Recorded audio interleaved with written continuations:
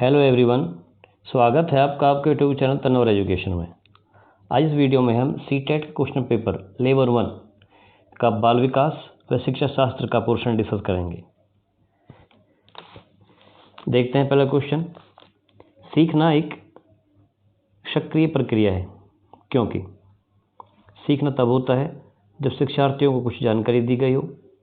ऐसा नहीं है कि बच्चे को आप जानकारी दोगे तभी कुछ सीखेगा, वह अपने स्तर पर भी बहुत सारी चीज़ों को सीख जाता है। तो पहला ऑप्शन नहीं होगा। सीखना याद करने और किसी के व्यवहार में सक्रिय परिवर्तन की ओर संकेत करता है। दूसरा ऑप्शन में कह रहा है याद करना। याद करने की चीज़ें मनोविज्ञान में कहीं भी नहीं आती हैं। लर्निंग बाय डूइंग का कंसेप्ट लागू किया जाता है। ज्ञान पर कार्य करते हुए शिक्षार्थी ज्ञान का निर्माण करता है, ये ठीक है। चौथा ऑप्शन कहता है सीखना मुख्य रूप से जैविकीय कारणों से नियंत्रित होता है।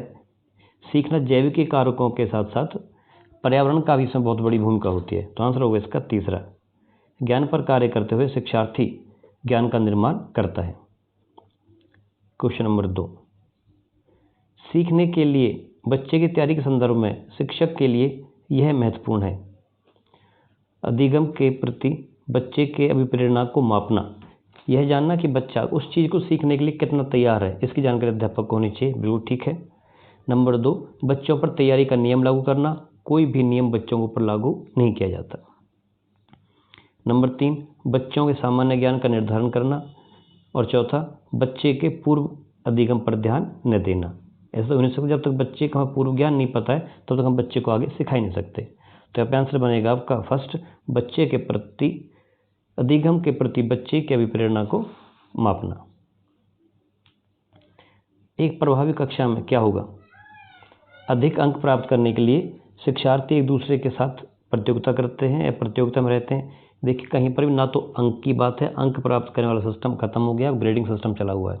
और दूसरा, एक दूसरे के साथ प्रतियोगिता की भावना भी पैदा नहीं करनी है। अपने आप को बेटर करना है, यह बच्चा सीखेगा।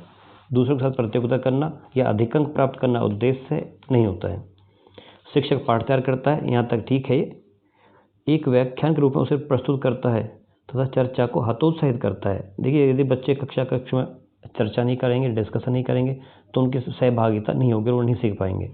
तो आंसर आपका हतोत्साहित ये नहीं बनेगा दूसरा। नंबर 3, शिक्षक चर्चा को प्रोत्साहित करता है और शिक्षार्थियों के पूर्व ज्ञान एवं पृष्ठभूमि के साथ संबंध बनाता है। बिल्कुल राइट ऑप्शन है कि पहली बात तो कक्ष में डिस्कशन को प्रोत्साहन दिया जाएगा। जब तक अध्यापक को विद्यार्थी के पूर्व ज्ञान की जानकारी नहीं है तब तक वह अपने अधिगम को, अपने पाठ को, अपने विषय वस्तु को आगे नहीं बढ़ा सकता। और उनकी पृष्ठभूमि कैसी है, उनका सामाजिक सांस्कृतिक स्तर कैसा है, वो किस माहौल से आए हैं, उनकी जानकारी होना भी अति आवश्यक है। नंबर 4, शिक्षार्थी निष्क्रिय रूप से शिक्षक के निर्देशों का पालन करते हैं। विद्यार्थी कभी भी कक्ष में निष्क्रिय होकर चीज़ों को सीख नहीं सकता। निष्क्रिय शब्द हमेशा नेगेटिव में यूज़ किया जाएगा, ये सकारात्मक नहीं है। तो आंसर बनेगा इसका थर्ड। शिक्षक चर्चा को प्रोत्साहित करता है और विद्यार्थियों के पूर्व ज्ञान एवं पृष्ठभूमि के साथ संबंध बनाता है। बच्चे कक्षा में रुचि विकसित करते हैं जब बच्चा कक्ष में इंटरेस्ट कब लेगा? शिक्षक केवल अच्छे विद्यार्थियों का पक्ष लेता है। देखिए जहाँ भी आपको केवल शब्द लिखा मिल जाए, यह ऐसा एजुकेशन में, मनोविज्ञान में कहीं नहीं होता कि हर एक चीज़ का एकमात्र हो। किसी भी चीज़ का केवल एकमात्र हो ही नहीं सकता।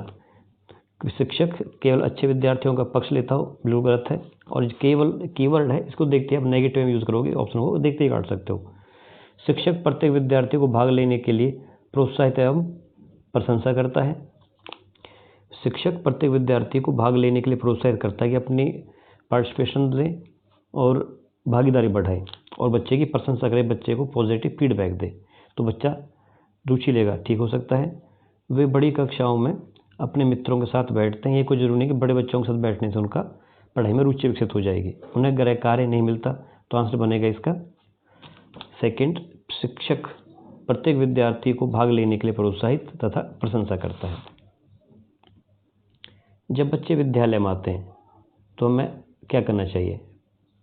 नंबर 1, उन्हें बता देना चाहिए कि विद्यालय की भाषा भिन्न है और उन्हें अपनी मातृभाषा में बिल्कुल भी बात नहीं करनी है। मातृभाषा का प्रयोग करने से हम बच्चों को नहीं रोकेंगे, क्योंकि उनकी अभिव्यक्ति अपनी मातृभाषा में अच्छे तरीके से होती है। तो ऑप्शन इसका गलत हो जाएगा। नेक्स्ट एक लिखा बिल्कुल, ये शब्द भी आपके 100% को दिखाता है कि बिल्कुल भी ऐसा नहीं करना है। तो ऐसा एजुकेशन में नहीं होता है, सब बच्चों का अलग सिस्टम होता है। उनके अभिभावकों को बताना चाहिए कि वे घर पर केवल, फिर यहाँ पे केवल कीवर्ड आ गया, विद्यालय की भाषा का ही प्रयोग करें। केवल नहीं हो सकता एजुकेशन में।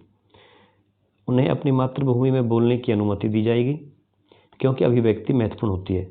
जब बच्चा विद्यालय में आएगा तो वो अपनी जो मातृभाषा सीख रखी है, अपने विचारों को उसी भाषा में व्यक्त कर सकता है। नई भाषा उसको आती ही नहीं तो कैसे व्यक्त करेगा? और जब तक अभिव्यक्ति नहीं होगी तब तक ना बातों को समझ पाएगा, ना बातों को दूसरों को समझा पाएगा। तो आंसर बनेगा इसका तीसरा। अब देखते हैं चौथा ऑप्शन क्यों नहीं है। विद्यालय की भाषा में न बोलने पर उन पर अर्थदंड लगाया जाए। अर्थदंड का प्रावधान या किसी भी प्रकार के दंड का प्रावधान एजुकेशन में नहीं है। आंसर बनेगा इसका तीसरा। उन्हें अपनी मातृभाषा में बोलने की अनुमति दी जानी चाहिए, क्योंकि अभिव्यक्ति महत्वपूर्ण होती है। नेक्स्ट क्वेश्चन, निम्नलिखित में से कौन सा कथन शिक्षक की भूमिका का सबसे अच्छा वर्णन करता है? देखते हैं पहला ऑप्शन, शिक्षक को मुख्य रूप से पाठ्य पुस्तकों में दिए गए ज्ञान पर ही बल देना चाहिए। क्या कह रहा है कि अध्यापक को जो पाठ्य पुस्तकों में जो ज्ञान दिया गया सिर्फ उसी ज्ञान को बच्चों को सिखाना चाहिए, उसी ज्ञान पर बल देना चाहिए। ऐसा बिल्कुल भी नहीं है। नेक्स्ट, शिक्षक को अपने अभिलेखों का रखरखाव परिश्रम पूर्वक करना चाहिए। यह भी नहीं होगा। नेक्स्ट, एक शिक्षक की सामान्य अभिवृत्ति बच्चों में सुरक्षा की भावना को बढ़ावा देने वाली होनी चाहिए। सबसे मेन ये है कि अध्यापक ऐसा माहौल बना के रखे कक्ष में कि बच्चे वहाँ पर बेटर फील करें। किसी प्रकार का भय, डर या चिंता उनके मस्तिष्क में नहीं होनी चाहिए। बिल्कुल राइट लग रहा है। चौथा, सामाजिक दुनिया के लिए तैयार करने हेतु शिक्षकों को बच्चों में प्रतियोगिता की भावना या प्रतियोगिता को बढ़ावा देना चाहिए। ऐसा कहीं नहीं होता, प्रतियोगिता को बढ़ावा बच्चों में हमें नहीं देना है। आंसर बनेगा इसका प्रतियोगिता को बढ़ावा बच्चों में हमें नहीं देना। अपने आप इंप्रूवमेंट कर सकते हैं। पहले कितना आता था, उन्हें अब कितना आता है। चीज़ों को सीख सकते हैं, लेकिन एक दूसरे से प्रतियोगिता को बढ़ावा अध्यापक नहीं देगा। क्वेश्चन नंबर 7 देखते हैं, शिक्षक शिक्षार्थियों में समस्या समाधान कौशल को बढ़ावा कैसे दे सकता है? समस्या समाधान कौशल को बढ़ावा कैसे दे सकता है? पहला, अपने शिक्षण में चौक और शामपट का प्रयोग करके। इससे समस्या समाधान के कौशल को बढ़ावा नहीं मिलेगा। नंबर 2, विद्यार्थियों को विविध पदार्थ उपलब्ध कराकर उन्हें अपनी सामग्री का अन्वेषण करने के लिए प्रोत्साहन देकर। नंबर 3, उन्हें निरंतर अभ्यास प्रश्न देकर और अभ्यास पर बल देकर। देखिए, निरंतर अभ्यास कराना और अभ्यास पर बल देना ये कोई श्योरिटी नहीं है कि बहुत अधिक अभ्यास करने से बच्चे का संप्रत्यय कंसेप्ट क्लियर हो ही जाएगा। बहुत अधिक अभ्यास प्रश्न देना भी लाभदायक नहीं हो सकता। अपने शिक्षार्थियों में अनुशासन को बढ़ावा दे करके यह माना जाता है कि बच्चे अपने आप में अनुशासनता में ही रहते हैं, अनुशासनहीन वो नहीं होते हैं। तो आंसर बनेगा इसका सेकंड। शिक्षार्थियों को विविध पदार्थ उपलब्ध कराकर तथा उन्हें अपनी सामग्री का अन्वेषण करने के लिए प्रोत्साहन दे करके बढ़ावा दे सकता है। क्वेश्चन नंबर 8, बच्चे सीखने के लिए स्वयं अपनी युक्तियां बना लेते हैं। कोई भी काम करना हो तो बच्चे को ना कोई अपना तरीका उस समस्या को हल करने के लिए निकाल लेते हैं। इस संदर्भ में शिक्षक या शिक्षिका का कैसा बर्ताव होना चाहिए? शिक्षिका को उनके इस प्रवृत्ति को किस तरीके से लेना चाहिए? बच्चों की युक्तियों पर ध्यान न देकर अपनी बनाई पाठ्य योजना को पूरा करना चाहिए। पाठ्य योजना बनाई है उसी को लागू करें, ऐसा नहीं हो सकता। उसे बच्चों की युक्तियों को भी ध्यान में देना पड़ेगा। बच्चों ने क्या किया है, कैसे पढ़ा है, कैसे सीखा, उसको कैसे तो और तरीके से भी हल कर सकते हैं। बच्चों के विचारों को भी हमें महत्व देना है। बच्चों की युक्तियों को समझना तथा उनके साथ उन पर चर्चा और संवाद स्थापित करना चाहिए। देखिए, यहाँ बच्चे की भागीदारी आ रही है। जब बच्चे की सहभागिता होगी कक्ष में तो अच्छे तरीके से सीखेगा। यहाँ पे क्या क्या है, बच्चे ने जो भी युक्तियाँ बनाई हैं उन युक्तियों को अध्यापक महत्व दे, उन पर चर्चा करे और उनको संवाद स्थापित करे। बच्चों को ऐसा न करने के लिए एक लंबा भाषण देना चाहिए।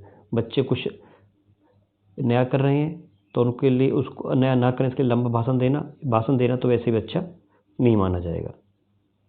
पाठ्य पुस्तक में लिखित प्रक्रिया को कड़ाई से पालन करने के लिए बच्चों को प्रेरणा देनी चाहिए। बच्चों को ये सिखाना है कि जो कक्ष में जो तुम्हारे पाठ्य पुस्तक में जो लिखा हुआ है उसी को पढ़ें। ये तरीका बिल्कुल गलत है और कड़ाई शब्द का भी प्रयोग हम यहाँ पर बच्चों के लिए नहीं कर सकते।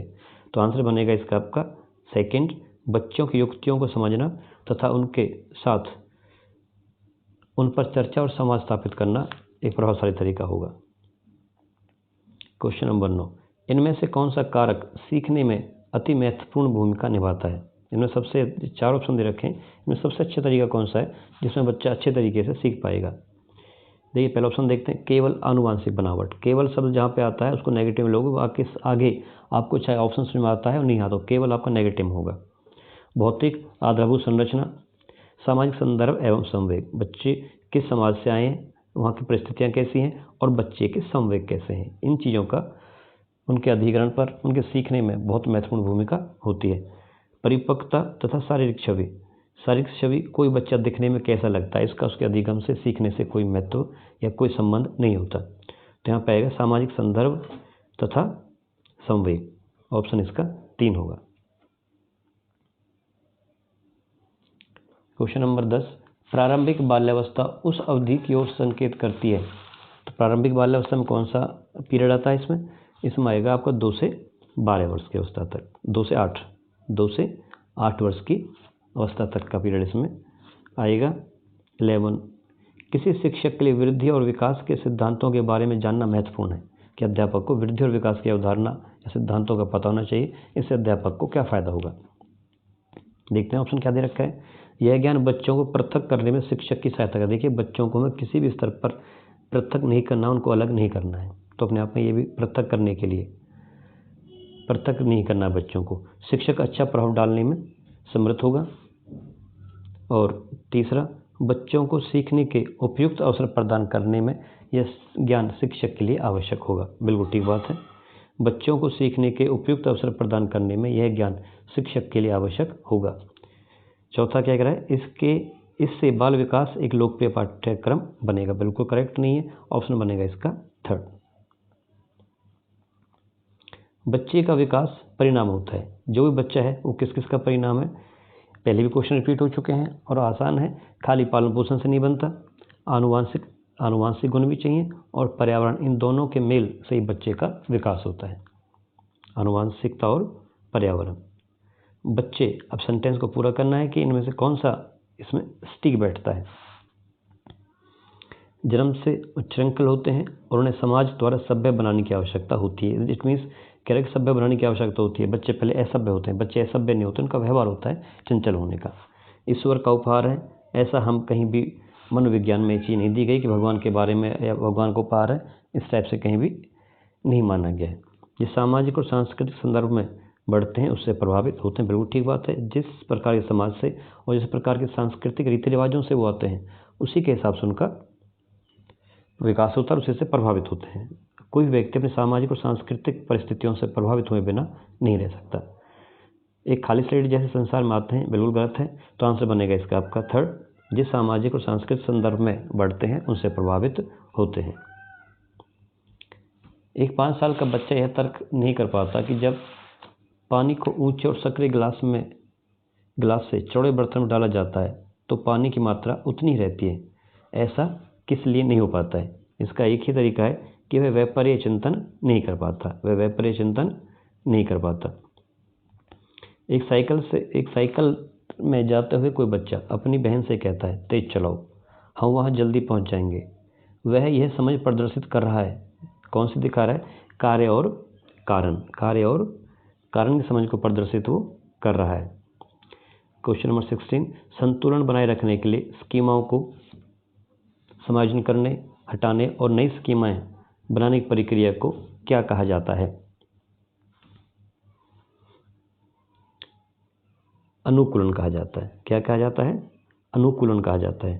देखिए इसमें और उससे ऊपर आया आपका निकटस्थ विकास का सिद्धांत, यानी कि zone of proximal development, ZPD क्या होती है? एक बच्चा जो कुछ भी अब कर रहा है और जो कर सकता है, जो कर रहा है और जो आगे कर सकता है, उसके बीच का जो अंतर होता है उसी को जेडपीडी कहा जाता है। एक बच्चा साइकिल चलाना नहीं जानता और वह साइकिल चलाना सीख सकता है, तो साइकिल ना चलाना और साइकिल चलाने के बीच में जो अंतर है उसे जेडपीडी कहा जाता है। और उसके बाद आता है एक वर्ड होता है आपका आधारभूत सहायता, स्कैफोल्डिंग। बच्चे को आधारभूत सहायता कहते हैं, स्कैफोल्डिंग को।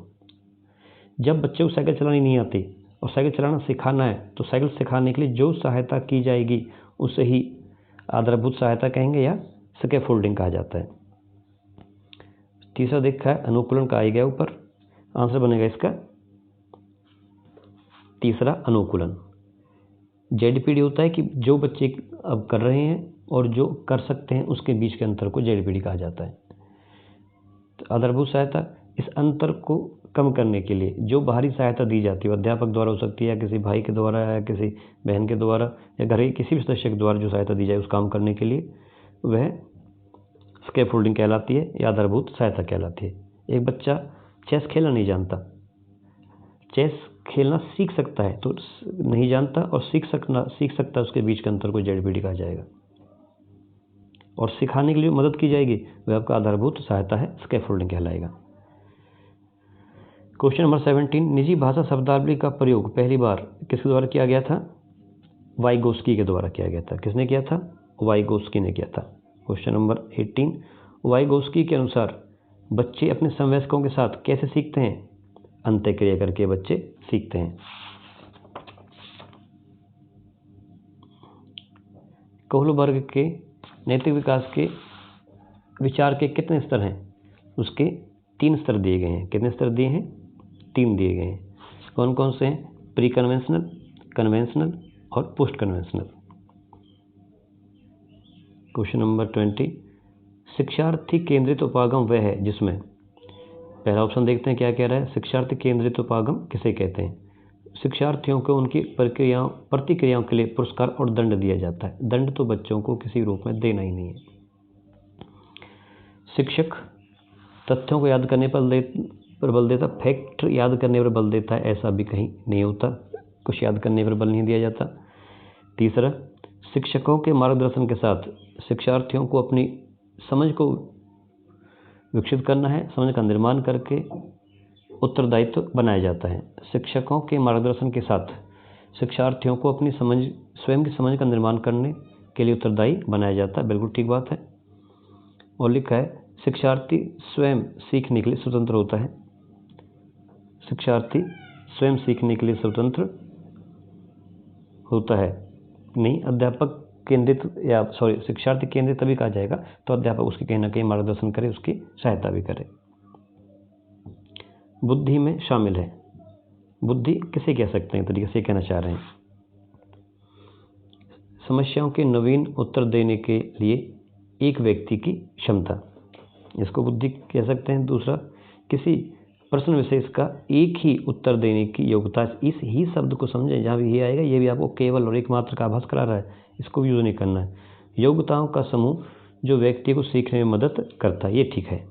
योग्यताओं के समूह को बुद्धि कहते हैं जो व्यक्ति को कुछ ना कुछ सीखने में हेल्प करता है। अनुभव के परिणाम स्वरूप व्यवहार में स्थायी परिवर्तन बिल्कुल नहीं होगा। आंसर बनेगा इसका आपका थर्ड। योग्यताओं के समूह को बुद्धि कहते हैं जो उसको कुछ सीखने में मदद करता है। एक बच्चे की भाषा के विकास में दूसरों के साथ संप्रेषण एक महत्वपूर्ण कारक है। यह कथन किसने दिया है? संप्रेषण की बात आएगी एक दूसरे के साथ तो यह वाइगोत्स्की का है। इसका है वाइगोत्स्की का है। यदि एक शिक्षक का यह विचार है कि लड़कियों को विभिन्न प्रकार की शिक्षा देने की आवश्यकता है जो बेहतर पत्नी और माँ बनने में उनकी मदद कर सकें, तो इस प्रकार का विचार अपने साफ साफ दिख रहा है कि यहाँ पे क्वेश्चन को समझेंगे तो लड़कियों के लिए विशेष प्रकार की शिक्षा की बात करें, लड़कियों को ऐसी शिक्षा प्राप्त करनी चाहिए तो लैंगिक पूर्वाग्रह को बढ़ावा देता है और लड़कियों की क्षमताओं को सीमित करता। ऑप्शन इसका 4 होगा।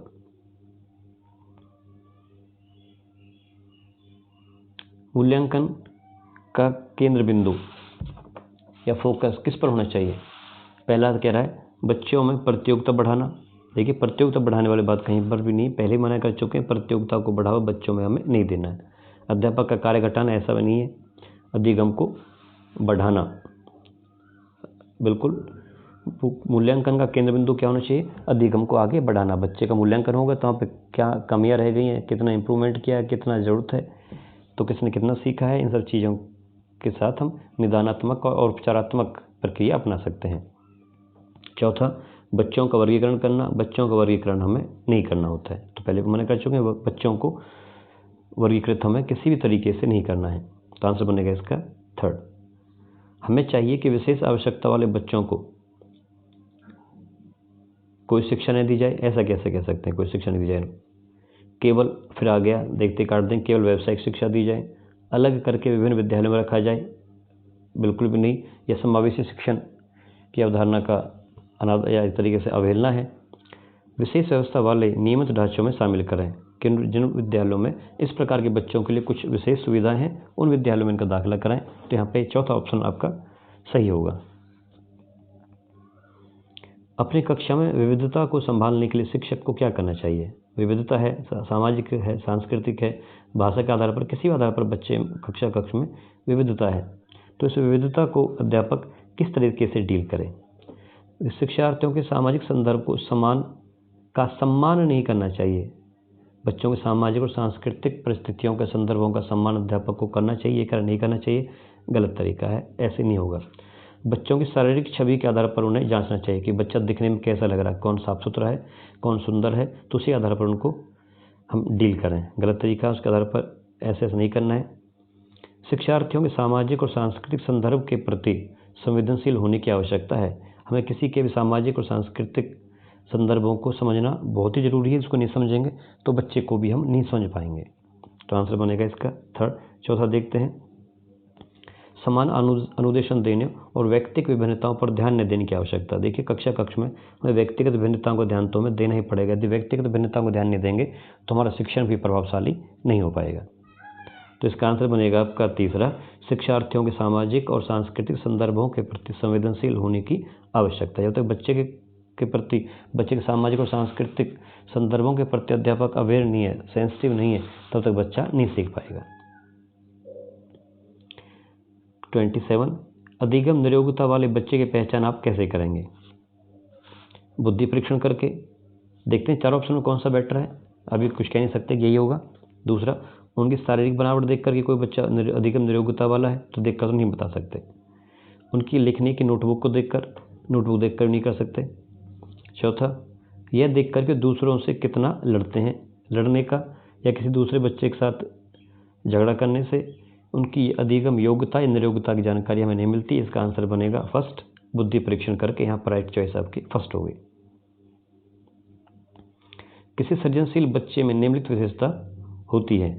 देखिए कौन सी क्वालिटी है। पहला, समस्या समाधान के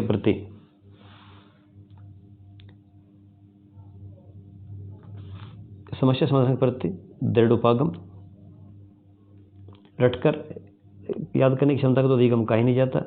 दिए गए नियमों और मानकों के प्रति समरूपता, जो नियम दिए गए हैं उनको समान रूप से मानना। आगे कह रहा है मौलिक विचार और अभिव्यक्ति, की जो भी अभिव्यक्त कर रहा है उसके विचार नए हों, अपने विचार हों और उनको अभिव्यक्त करने का तरीका उसके आस ठीक ठाक हो। तो यही सृजनशील बच्चे की विशेषता होगी। ऑप्शन बनेगा आपका 4। क्या है उसका, मौलिक विचार और अभिव्यक्ति। सृजनात्मकता में शामिल है दूसरों का अनुकरण और नकल करने की योग्यता। जब नकल करने की योग्यता को हम सृजनशीलता नहीं कह सकते। बच्चा अपनी चीज़ों, अपनी परिस्थितियों के अनुसार, अपनी योग्यता के अनुसार कहीं नई नई चीज़ों का सृजन करता है तो सृजनात्मकता कहलाएगी। नकल करना तो एजुकेशन में वैसे भी कहीं नहीं आता है। अब सारे चिंतन करने की योग्यता है, बिल्कुल ठीक हो सकता है और ठीक है। नंबर 3, लंबे अनुच्छेदों और अंकों को क्रमवार याद करने की योग्यता है। यदि कोई व्यक्ति लंबे अनुच्छेदों को याद कर लेता है और बहुत अधिक संख्याओं को क्रमवार याद कर लेता है तो सृजनात्मकता है। ऐसा याद करने वाली बात कहीं भी एजुकेशन में, अधिगम में नहीं आती है। अभी सारी चिंतन की योग्यता, अभी सारी चिंतन की योग्यता नहीं होती। अभी सारी चिंतन में आपका प्रतिभाशाली बच्चा आता है।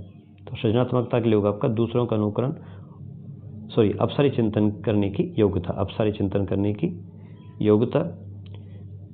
नेक्स्ट क्वेश्चन, जब विकास के किसी भी क्षेत्र विशेष में बच्चों की क्षमता कम है तो आप कैसे करेंगे। जब बच्चे का जितने विकास के क्षेत्रों में किसी एक क्षेत्र में उसका विकास ढंग से नहीं हो पाया तो उसका सर्वांगीण विकास पर प्रभाव पड़ेगा नहीं पड़ेगा, ये पूछना चाह रहा है।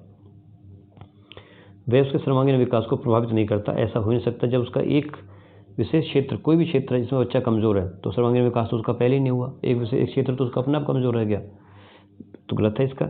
उसका पहला ऑप्शन गलत हो जाएगा। इसका अर्थ विकास के किसी क्षेत्र में कोई विलंब नहीं है। यदि उसका एक क्षेत्र कमज़ोर है, किसी एक क्षेत्र में उसका विकास ढंग से नहीं हो पाया तो उसका दूसरे विकास के क्षेत्रों पर भी प्रभाव पड़ता है। तीसरा, विकास के सभी क्षेत्रों पर इसका प्रभाव पड़ता है। बिल्कुल ठीक बात है, विकास के सभी क्षेत्रों पर इसका प्रभाव पड़ता है। उसका बच्चे पर कोई प्रभाव नहीं पड़ता, ऐसा हो ही नहीं सकता। ऑप्शन आएगा इसका थर्ड, विकास के सभी क्षेत्रों पर इसका प्रभाव पड़ता है। यहाँ पर ये क्वेश्चन खत्म होते हैं। उम्मीद करता हूँ कि आपको बहुत लाभकारी रहेंगे और एग्ज़ाम को क्रैक करने में, एग्ज़ाम को अटेम्प्ट करने में आपकी बहुत मदद करेंगे। मिलते हैं अगले वीडियो में। यदि आपको ये वीडियो अच्छी लगी तो प्लीज़ चैनल को लाइक, शेयर और सब्सक्राइब करना ना भूलें। मिलते हैं अगले वीडियो में, तब तक के लिए टेक केयर। जय हिंद, जय भारत।